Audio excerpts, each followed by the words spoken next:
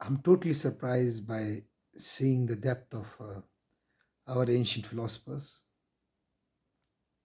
Recently, we have chosen a topic to compare Nagarjun philosophy of Madhyamika and his later disciples like Vasubandhu and Asanga, and on the other hand, Shankaracharya.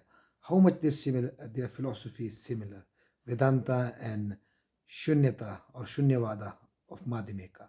How how closer they are, how different they are, because there are some people who accuse Shankara of being a Buddhist, hidden Buddhist, and there are some people who cherish, more people who cherish Shankara as as a victor of Sanatan Dharma, who has defeated Buddhist with his logics, which obviously he have derived from Upanishads and Vedas.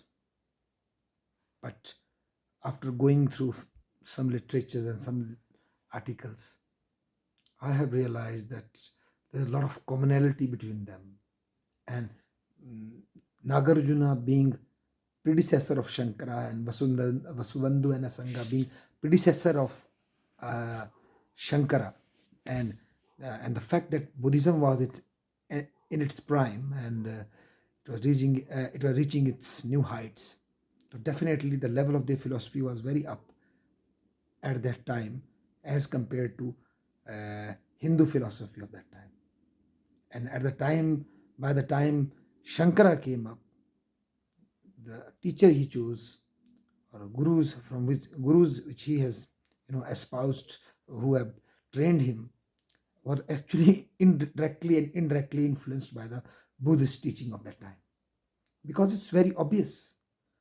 No uh, good thinking and inquisitive mind can close his inquiry, search of inquiry, or his search for simply that the idea that is coming from some other side uh, may force him to lose his faith, because being an inquisitive mind forces you to search to new directions, even to those directions which has been forbidden to you. Therefore we've searched that.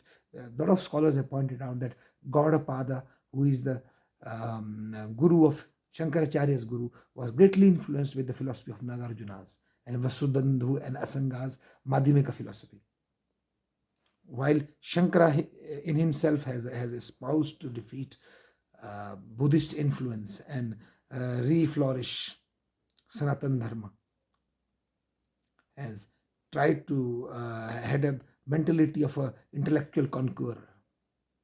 But this fact cannot be denied that the intellectual weapons which Shankaracharya built to fight with, to argument with Buddhist monks, were built basically on the basis of foundation laid by Vasudandhu and Asanga.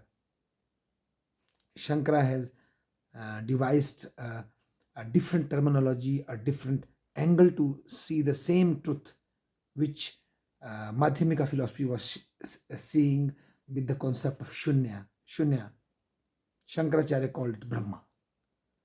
So indirectly, there is a direct lineage, there is a direct legacy passage from Buddhist literature to Buddhist philosophy to Vedic philosophy. There is no contradiction. It's about, there can be an argument between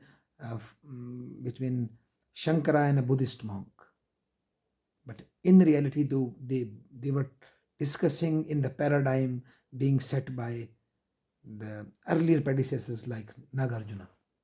Their contribution cannot be denied. Similarly, it cannot be denied that Buddhist thought has gained its prominence, has learned learned more of its nuances from earlier Vedanti, earlier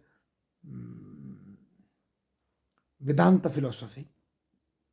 So there is a direct lineage in this Indic civilization from different movements. There's no contradiction. We learn as scientists learn from each other. Similarly, philosophers from Buddhist tradition, from Upanishads, and later our Shankaracharya, they have learned from each other. They have gained from each other.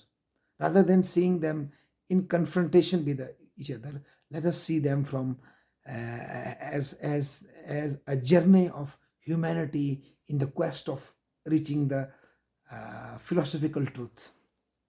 That would have been a more this angle would have been or should be more holistic approach to understand the debate between Shankara and Buddhist, or conflict between Buddhist thought and Vedanta philosophy of Shankara.